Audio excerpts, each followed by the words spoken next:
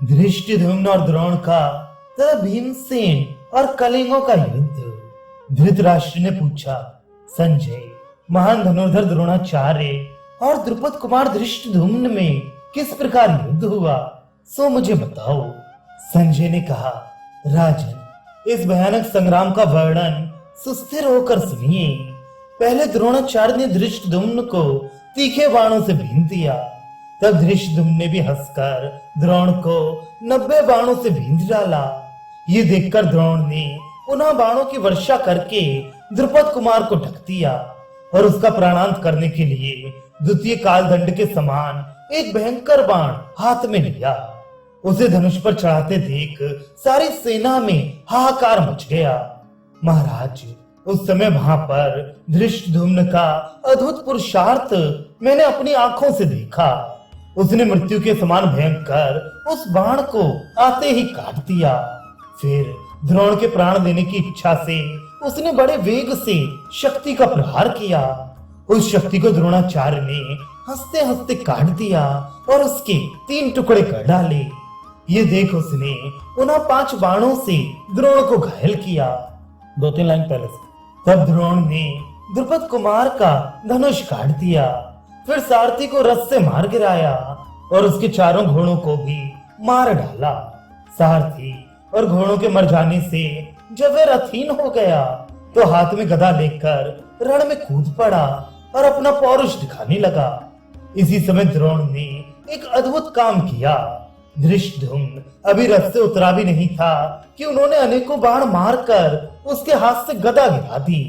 तब वह ढाल और तलवार लेकर बड़े वेग से द्रोण के ऊपर झपटा, किंतु आचार्य ने बाणों की झड़ी लगाकर उसे आगे बढ़ने से रोक दिया। यद्यपि उसकी गति रुक गई तो भी वह बड़ी फुर्ती के साथ द्रोण के छोड़े हुए बाणों को ढाल से पीछे हटाने लगा।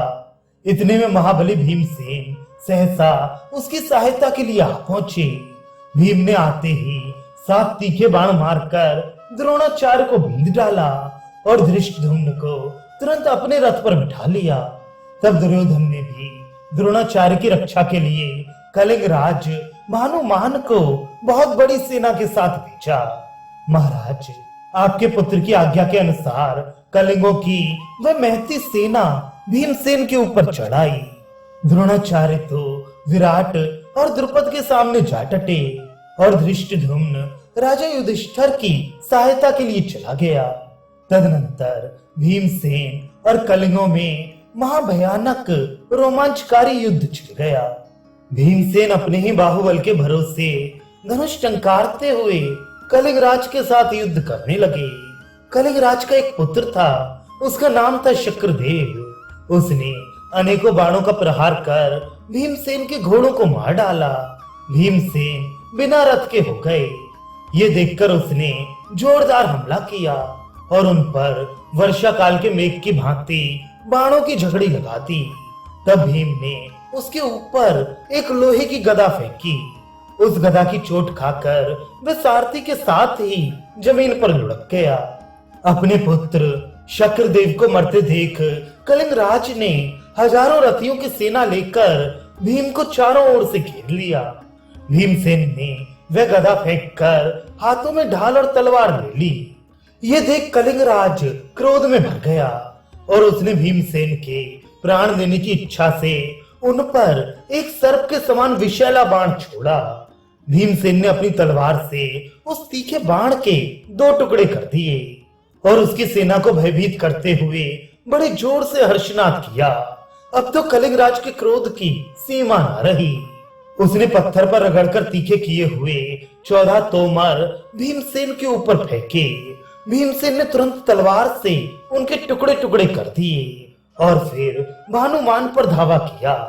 भानुमान ने बाणों की वर्षा से भीमसेन को ढक दिया और उच्च स्वर से सिंहनाद किया। भीमसेन ने भी बड़े जोर से सिंहनाद किया। उनका विकट नाद सुनकर कलिंग सेना बहुत डर गई। उसने समझ लिया कि भीमसेन कोई साधारण मनुष्य नहीं है, देवता है। इतने में भीमसेन पुनः भयंकर सिंहनाद करके हाथ में तलवार ले अपने रथ से कूद पड़े और भानुमान के हाथी कि दोनों दांत पकड़कर उसके मस्तक पर चढ़ गए।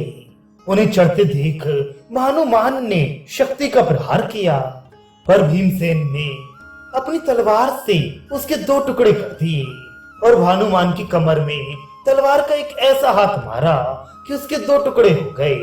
फिर भीमसेन ने उसी तलवार से उस हाथी के भी कंधे पर प्रहार किया। कंधा कट जाने से हाथी चिंगाड़ता हुआ जमीन पर गिर पड़ा।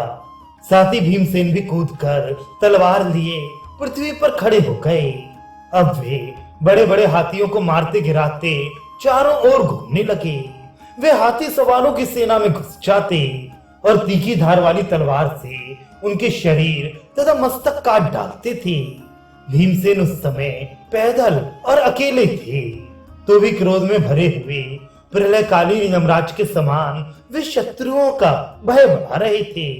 युद्ध भूमि में विचरते समय वे नाना प्रकार के पैंतरे दिखाते थे। कभी मंडलाकार चक्कर लगाते, कभी धक्के सहते हुए सब ओर घूमते, कभी ऊंचाई से चलते, कभी कूदकर आगे बढ़ते, कभी सब दिशाओं में समान गति से अग्रसर होते, कभी एक ही दिशा में बढ़ते जाते, कभी किसी पर बड़े वेग से धावा करते और कभी सबके ऊपर एक साथ ही चढ़ाई कर देते थे। वे कूदकर रथों पर पहुंच जाते और कितने ही रथियों के मस्तक तलवार से काटकर रथ की ध्वजा के साथ ही जमीन पर गिरा देते थे। उन्होंने कितने ही योद्धाओं को पैरों तले कुचल कर मार डाला, कितनों को ऊपर उछाल कर पटक दिया, कितनों को तलवार के घाट उतारा, कितनों को अपनी गर्जना से डराकर भगाया और कितने ही वीरों को अपने असह्य वेग से धराशायी कर दिया। कितनों ही ने तो इन्हें देखते ही भय के मारे प्राण त्याग दिए। ये सब होने पर भी कलिंगों की बहुत बड़ी सेना भीमसेन को चारों ओर से घेर कर चढ़ आई। उसके मुहाने पर श्रुतायु को खड़े देख भीमसेन उसका सामना करने को बढ़े। उन्हें आते देख श्रुतायु ने भीम की छाती में 9 बाण मारे। भीमसेन क्रोध से जल उठे। इतने ही में अशोक भीमसेन के लिए एक सुंदर रथ ले आया।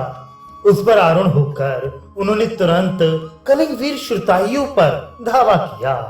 श्रुतायु ने पुनः भीमसेन पर बाण बरसाना आरंभ कर दिया। उसके छोड़े हुए 9 तीखे बाणों से घायल होकर भीम चोट खाए हुए सांप की भांति फुफकारने लगे। महाबली भीम ने भी धनुष चढ़ाया और लोहे के 7 बाणों से श्रुतायु को बींध डाला। साथ ही 2 बाणों से उसके पहियों की रक्षा करने वाले सत्य और सत्यदेव को यमलोक भेज दिया। फिर 3 बाणों से केतुमान के प्राण ले लिए। ये देखकर कलिंग वीर श्रुतायु को बड़ा क्रोध हुआ और उसकी सेना के कई हजार क्षत्रियों ने भीम को घेर लिया।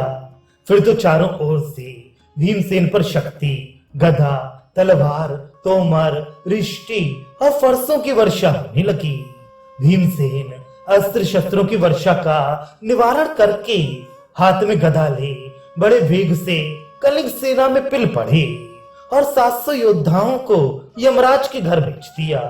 इसके बाद पुनः 2000 कलिंग वीरों को उन्होंने मौत के घाट उतार दिया। भीमसेन का यह पराक्रम अद्भुत था। इसी प्रकार वे बारंबार कलिंगों का संहार करने लगे। महाराज, उस समय उन्हें देखकर आपके पक्ष के योद्धा बारंबार यही कहते थे कि साक्षात काल ही भीमसेन का रूप धारण कर कलिंगों के साथ युद्ध कर रहा है। तदनंतर भीष्म जी ने अपने बाणों से भीमसेन के घोड़ों को मार डाला। तब भीम गदा हाथ में लेकर रथ से कूद पड़े। इधर सात्विकी ने भीमसेन का प्रिय करने के लिए भीष्म के सारथी को मार गिराया। सारथी के गिरते ही घोड़े हवा से बातें करते हुए भीष्म को रणभूमि से बाहर भगा ले गए। भीमसेन कलिंगों का संहार करके अकेले ही सेना के बीच में खड़े थे, तो भी कौरव पक्ष के किसी भी वीर को उनके पास जाने की हिम्मत नहीं हुई।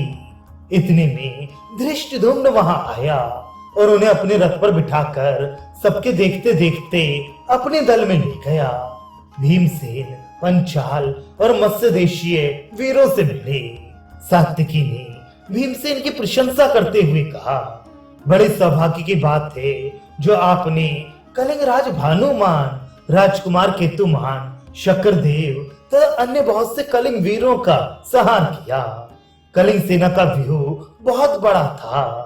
इसमें असंख्य हाथी, घोड़े और रथ थे।